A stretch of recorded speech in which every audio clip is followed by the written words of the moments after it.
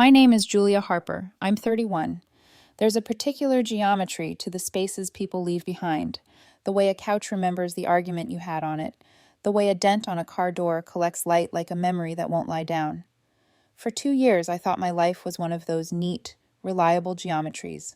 Steady job, apartment with good light, a boyfriend I trusted, until a weekday text shifted the whole thing into a different angle. It was a Tuesday when the message arrived. I was in a meeting, phone face down on the table like I always keep it. When I finally checked it, the little bubble read, "Someone hit your car outside my building. Don't worry, I already handled it." From Ethan. That lightness in his tone was meant to soothe. It did at first. Ethan Collins had always been the one to smooth edges. He'd been my boyfriend for 2 years. Dependable, the kind who remembered anniversaries and the name of my childhood dog. He lived about 20 minutes away in a complex with covered parking and cameras on every corner, a fact that seemed comforting more than necessary. It was the kind of detail you clock in your brain as useful, not something you expect to become evidence. My stomach dropped. I'd left my car at his place the night before after we'd had drinks, and he insisted on driving me home. The car is petty to some people, but to me it wasn't. A 2021 compact I'd worked for, a small capsule of my patience and savings. I called him the second he picked up. "Babe, what happened?" "Oh my God, Jules, I'm so sorry." His voice was the exact place between panic and practical. "I was coming back from the gym this morning and saw your car, huge dent on the driver's side. I asked around and somebody said a white truck clipped it and drove off. I filed a police report and left a note on the windshield with the case number. Figured you'd want to handle it with your insurance." Relief washed in, thin and immediate. He'd done the thing for me. That was Ethan, proactive at the edges of crisis. "Thank you," I said, more quietly than I meant to. "I'll come by after work." He said, "No rush. I have dinner with my sister tonight. Text me when you get here." His voice was sweet in that deceptively casual way, and I believed him because you believe the people you love until evidence says otherwise. My day extended itself in the hours between the office and the parking lot, a timeline filled with imagining calculations, deductibles, the shape of the dent, the pain of lost resale value. At 5:47, I left and drove straight to Ethan's complex. The damage was worse than a blown-up idea. The whole driver's door pushed in, paint scored down to raw metal. I took photos, found the note with the case number Ethan had promised, and called my insurance. They told me to wait for the police report and that someone would come by in a few days to look it over. And then my phone rang. Unknown number. "Is this Julia Harper?" a male voice asked. "Yes." "This is Officer Daniels with Metropolitan. We're calling about the incident involving your vehicle this morning. Can you come down to the station? We need to go over some details." The phone felt suddenly too heavy in my palm. Sure. Ethan already filed a report, but I can come by. Is something wrong?" There was a pause long enough to make the hair on my arm stand up. "We'll discuss at the station," he said. "How soon can you make it?" 40 minutes later, I was in a small institutional room with 2 officers who looked like they'd rehearsed their neutral faces for a living. Officer Daniels and Detective Ortiz had same quiet, different energy. The one who asks and the one who watches the face for cracks. "Ms. Harper," Daniels said, sliding a laptop across the table. "We've reviewed the security footage from your boyfriend's complex. We need you to watch this." Time on the grainy video read 7:34 a.m. The parking lot sat in washed-out morning light. Then Ethan's car, a metallic sedan I knew the shape of, rolled into frame too fast, clipped the driver's side of my car, and swung into the spot by his unit. There was a lag in the video where the metal made a sound only the body remembers. My car shifted on its suspension, small but catastrophic. I watched Ethan get out, a quick look around, a hands-in-pocket stride toward the building. Then, before the frame cut, the passenger door opened and someone else stepped out. Maya Rivera. Maya, my friend since college, supposedly in Charlotte for a work conference. Handsome, capable, the one who used to lend me her raincoat and never asked for it back. She opened the passenger door, stepped out with that familiar high-shouldered walk, and disappeared into Ethan's building. It felt like being hit with a closed fist. Detective Ortiz said quietly, Ms. Harper, your boyfriend filed a report claiming it was a hit and run. We've got the footage showing otherwise. Words left my mouth in an order I couldn't recognize. He filed a false report? It wasn't only that he was the one who hit the car, it was that he tried to erase his responsibility. It was the duplicity of the form. The crash had physical evidence. The claim was performative. Given the passenger in the footage and other details, Ortiz continued, we wanted to talk to you before taking next steps. My chest had the tightness of someone trying to hold a cry private. Do you know why Maya would be there? I asked, voice small. My heart groped for an explanation. Maybe she'd driven over because she was worried. Maybe she was checking on a neighbor. Anything that kept the word betrayal out of the sentence. I had been taught to give tiny, generous narratives to keep the world making sense. Ortiz shook her head. On the drive home, in a slow, small, suburban Uber because my car wasn't going anywhere, I tried all the logical moves. I called Maya. It went to voicemail. I called Ethan. He picked up like normal. Hey, all okay? He asked. I kept my voice dull, calm. What time did you leave for the gym this morning? I asked, casual camera question. Around 7, he said. Why? Curious, just trying to line up the timeline. Early. A soft excuse. The word didn't sit right. Desperation is a strange lucidity. Around midnight, too tired to be dignified, but not brave enough to sleep, I logged into the one thing we'd swapped, a password we'd both trusted and used, on a trip when a dying phone needed checking. It felt small and petty the moment I did it, like opening a kitchen drawer you promised never to open. But there it was, threads of conversations between Ethan and Maya stretching back months, flirty texts at first, then explicit exchanges, photos I will not describe, plans with the casual cruelty of people who have rehearsed their deceptions. He's leaving his car here tonight. Perfect. I'll park a block away and walk over. He took an Uber this morning. Pictures with captions, playful pseudonyms, a shorthand for secrecy. I sat on my bed and scrolled until the screen blurred, the world reduced to thumbnails and timestamps that stitched together the months I had been sleeping inside. The images and messages were not an accident. They were a pattern, evidence of planning. I took screenshots. I saved file names, as if saving proofs for a trial I had not yet decided to bring. My hands were shaking. I hadn't slept. The 2 betrayals, the hit, the false report, and the secret strings of messages hung over me like a second, more precise gravity. I didn't confront them that night. I couldn't. Rage without evidence is theater. Rage with evidence is leverage. I called a lawyer the next morning, not for revenge so much as to know what my choices were. Small claims for the damage, possibly a civil suit for the emotional toll, and to let the police proceed with the false reporting. The lawyer's voice was brisk and practical. It turned my storm into steps and deadlines. The legal framework gave me a path. It did not fix anything inside me. For now, there was only the knowledge that the nest I had built had hidden cracks. I slept in fits, waking with the impression of a hand where hands had no right to have been. The next move, I told myself, would be deliberate. I would not be the private punchline of someone else's thrill. The evidence sat on my phone like a fuse. I spent the morning assembling the literal and the moral architecture of the thing I was about to do, if I did it. Friends would come. Witnesses mattered. The truth, when shown in public, does a different kind of damage. But I wanted the damage to be fair. I closed the laptop and stared at the ceiling. Outside, the city kept going. Inside, my world had narrowed to a dented door, a grainy timestamp, and the names of 2 people who had become strangers. The lawyer I called was all timelines and thresholds, pleasant, pragmatic.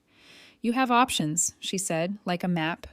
Small claims for the repair cost, possible civil claims for the intentional deception, and yes, the police could pursue a false police report charge against Ethan. It felt almost too tidy to be useful. Laws are good at making edges neat. They are not, however, an antidote to the hollow ache of betrayal. So I cataloged everything. Screenshots with timestamps, the security footage link I'd requested from Detective Ortiz, copies of the note left on my windshield, a short clinical file of the things that proved what my heart already knew. I printed things out and made folders in the way people make sense of things they plan to show other people. Then I thought about witnesses. We had a regular group, a 5-person constellation that had been steady since college. They were the ones you could trust to show up on a bad day and not blink. If I was going to make something public, to turn a private humiliation into a public reckoning, I wanted them there. Witnesses make truth harder to gaslight. I invited them to my apartment on Saturday evening for a game night and told Ethan and Maya to come too. The text to Ethan was casual. "Game night at mine Saturday. Come through, bring snacks." He replied with a heart emoji. Maya, who always loved to bring the brownies, said, "Can't wait." Saturday arrived like a sun that didn't care what was about to happen. Friends clustered in my living room around a TV, their voices a low hum. Ethan was laughing about something trivial with Chris. Maya had put a tray down with a careful smile. The whole scene had that ridiculous normality that makes betrayals feel theatrical. People who hurt you are often very good at acting like nothing is wrong. At halftime, I stood and said, "Hey, I need you all to see something." The room dimmed in the right moment, the pause exact. I connected my laptop to the TV and hit play.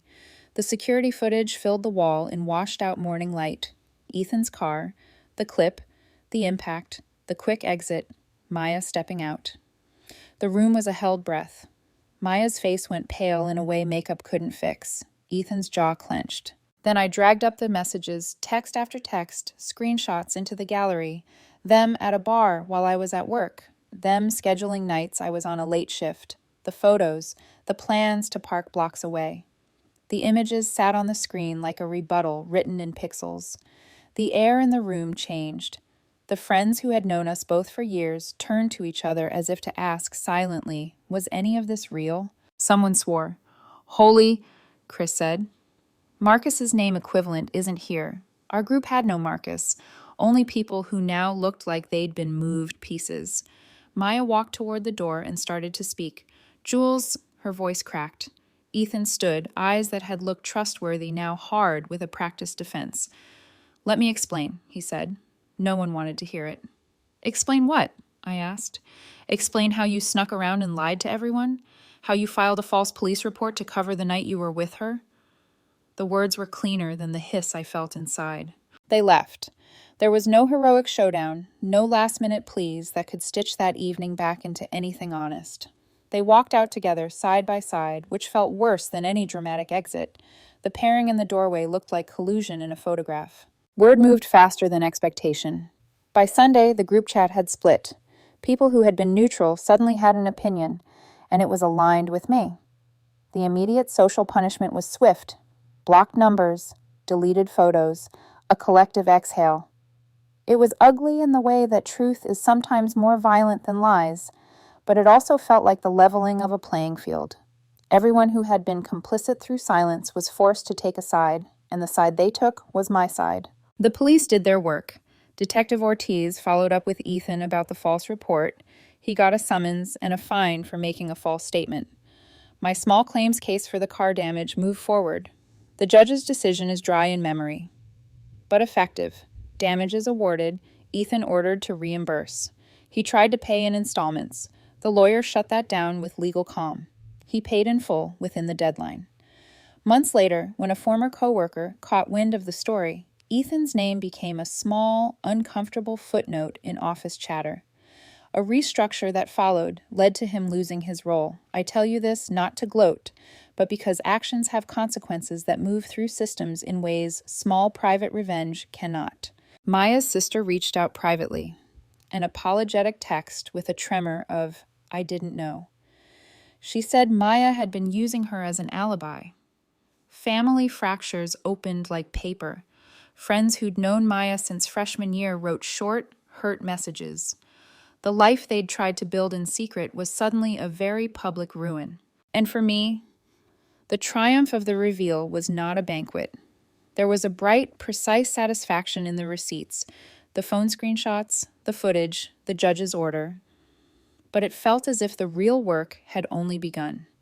The humiliation I'd engineered in a living room full of people was an externalization of the humiliation they'd hidden for months. It was justice served publicly, yes, but it didn't rewrite intimate nights, small betrayals, the ways trust had been siphoned without my knowledge. There was a curious solitude afterward. Friends who stayed became anchors. and also reminded me how much had been stripped away, shared jokes tied to other people, vacation plans, old habits. We made new habits. Chris started calling our gatherings the trust tree as a dumb joke that somehow settled into the place we needed. We spoke openly about boundaries, the kind people draw to protect one another.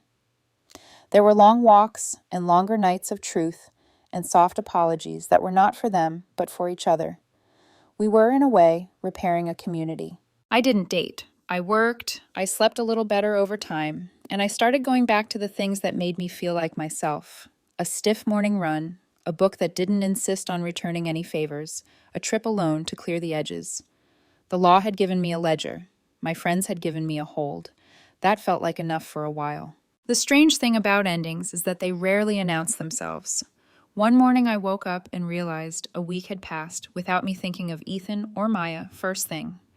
Their names no longer had weight, just echoes that faded at the edge of memory. The world kept moving. The city didn't pause to congratulate me for surviving the drama. Bills still needed paying, coffee still tasted slightly burnt from the cafe downstairs, and people still asked, "How are you?"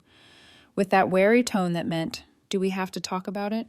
But there were moments when silence felt like grace, like walking home under soft streetlights, hearing my own footsteps without flinching at ghosts. One Thursday, months later, I ran into Maya at the grocery store. She was in the produce aisle, holding an avocado, like she wasn't sure if it was ripe. I could have walked past. I should have. But she turned, and our eyes met. There was no dramatic music, no shouting, just that startled pause, recognition between two people who used to know the shape of each other's laughter. "Elena," she said. Her voice was smaller, rougher, like she'd been rehearsing that word in her head but didn't expect it to sound so fragile out loud. I nodded. "Maya." We stood there, surrounded by lemons and plastic-wrapped lettuce, like a scene life hadn't edited out yet. She looked thinner, tired. Her mascara was smudged in a way that didn't look intentional. I just wanted to say, "I'm sorry." Not for getting caught, for all of it. I didn't respond right away. Part of me wanted to hurt her. Another part, the part that had already spent too much energy hating, just wanted to go home and watch something mindless. So I said, "You should be." Then softer, "But I hope you learned something from it." She blinked hard, once, and nodded. "He left," she said. "After everything came out. He said he needed space." That detail landed like a dull thud.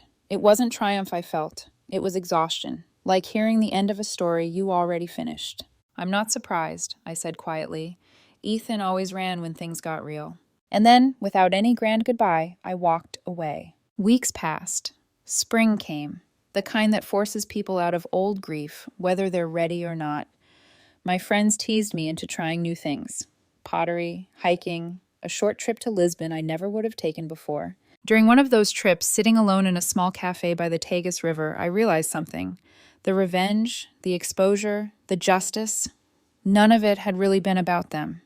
It had been about me refusing to disappear quietly, about reclaiming a narrative they tried to write me out of. I didn't need closure anymore. What I needed was peace, and peace, I learned, is quieter than forgiveness. When I got back home, I deleted the folder. The screenshots, the footage, the messages.